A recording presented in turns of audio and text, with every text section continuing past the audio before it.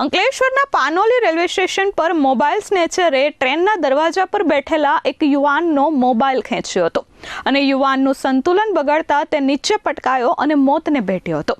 આ મામલે સુરત રેલવે એલસીબીએ 2 આરોપીઓને ઝડપી પાડ્યા છે। ભરૂચ રેલવે સ્ટેશન નજીક ટ્રેનમાં ચાલુ મુસાફરી દરમિયાન મોબાઈલ લૂંટવાના પ્રયાસ મામલે સુરત રેલવે એલસીબીની ટીમે ગુનાનો ભેદ ઉકેલ્યો છે। 4 ઓગસ્ટના રોજ અંકલેશ્વરના પાનોલી રેલવે સ્ટેશન નજીક જયપુર બાંદ્રા ટ્રેનના દરવાજે બેઠેલા મુસાફર અશોક ગુર્જરનો મોબાઈલ લૂંટવાનો પ્રયાસ થયો હતો। આ ઘટનામાં મુસાફર અશોક ગુર્જર ટ્રેન નીચે આવી જતા તેમનું કરુણ મોત નીપજ્યું હતું અને આ ઘટના ત્યાં લાગેલા સીસીટીવી કેમેરામાં કેદ થઈ ગઈ હતી।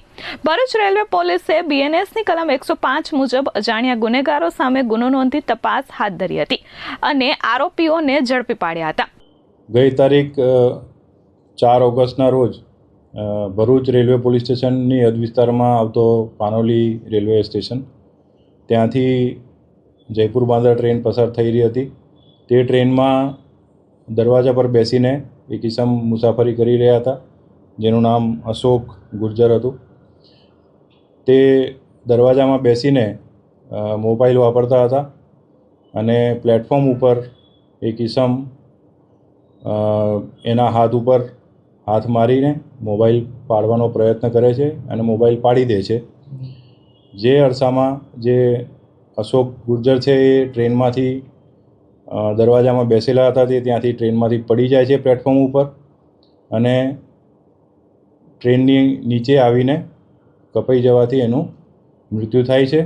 જે બાબતની જાણ ભરૂચ રેલવે પોલીસને તેમજ અમને બધાને થતાં આ કામે ફરિયાદીના જે મરણ જનાર છે એના સંબંધીઓની શોધખોળ કરી એમનો સંપર્ક કરી એમની ફરિયાદ લઈને ભરૂચ રેલવે પોલીસ સ્ટેશનમાં અજાણ્યા આરોપીઓ વિરુદ્ધ બીએનએસની કલમ 105 મુજબ ગુનો નોંધવામાં આવેલ। સદર ગુનો જે છે એ 10 વર્ષથી આજીવન કેદ સુધીની સજાની જોગવાઈવાળી કલમો એમના લગાવવામાં આવી છે। મુખ્ય આરોપી ઈશ્વરની અટકાયત કરવામાં આવી છે જે અગાઉ 11 ગુનાઓમાં સામેલ હતો અને પાસા હેઠળ પણ જેલમાં જઈ ચૂક્યો છે। જ્યારે સહ આરોપી રાકેશ વસાવાની પણ પોલીસે ધરપકડ કરી છે।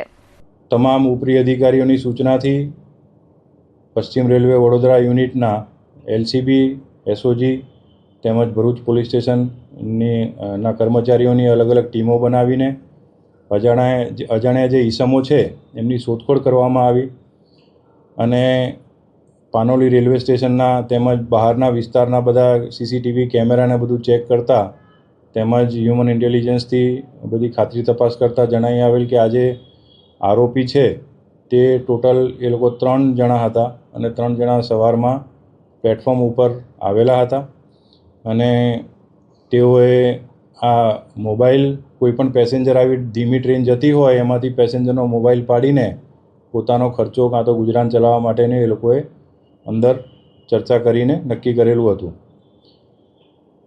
જે આરોપીઓ છે એમના સીસીટીવી ફૂટેજ પરથી એમની ઓળખ કરવા માટે થઈને અલગ અલગ દિશાઓમાં તેમજ સમગ્ર સુરત ડિવિઝનમાં વડોદરા ડિવિઝનમાં રતલામ દાહોદ સુધી અને આ બાજુ તમારે નંદુરબાર વ્યારા સુધી તેમજ વાપી સુધી જેટલા પણ ટ્રેનમાં ફરતા ફેરિયાઓ છે તેમજ જે અન્ય પ્લેટફોર્મ ઉપર જે વેન્ડર્સ છે એ બધાની પૂછપરછ કરીને તેમજ અન્ય જે ડેલી મુસાફરો છે એમની પૂછપરછ કરીને આ આરોપીની ઓળખ કરવામાં આવી।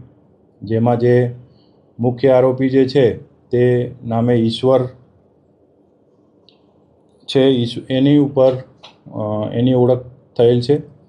જે ઈશ્વર જે આરોપી છે મૂળ ડોંડાઈચાનો વતની છે મહારાષ્ટ્રનો અને વર્ષોથી એ અહીંયા સુરત ભરૂચ વડોદરા રેલવેની હદ વિસ્તારમાં રેલવેના વિસ્તારમાં એનું કાર્યક્ષેત્ર છે અને એમાં છૂટક ફેરી કરી મજૂરી કરી એનું ગુજરાન ચલાવે છે અને રખડતો ભટકતો ઈસમ છે।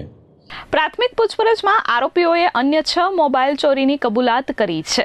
ભરૂચ પોલીસ એલસીબી અને એસઓજીની ટીમો દ્વારા આરોપીઓને રિમાન્ડ પર લઈ વધુ કાર્યવાહી કરાઈ છે।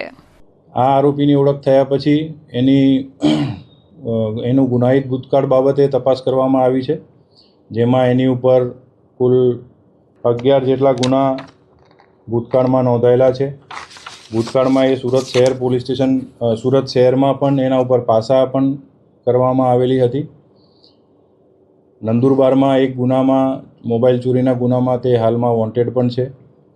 અને એલસીબી અને એસઓજીની ટીમે એને ગણતરીના દિવસોમાં એ ગુના બન્યા પછી 3-4 દિવસમાં જ અમે એને શોધી કાઢી પકડી લીધેલ છે. એ ચલથાણ રેલવે સ્ટેશન પર આવવાના હતો એવી બાતમી મળતા ત્યાંથી પકડી લીધેલ છે. અને તેની ડીપમાં પૂછપરછ કરતાં તેણે બીજા અન્ય 6 જેટલા મોબાઈલ આ રીતે ચોર્યા હોય તેની પણ કબૂલાત કરી છે, જે બાબતની અલગથી તપાસ કરવામાં આવી રહી છે.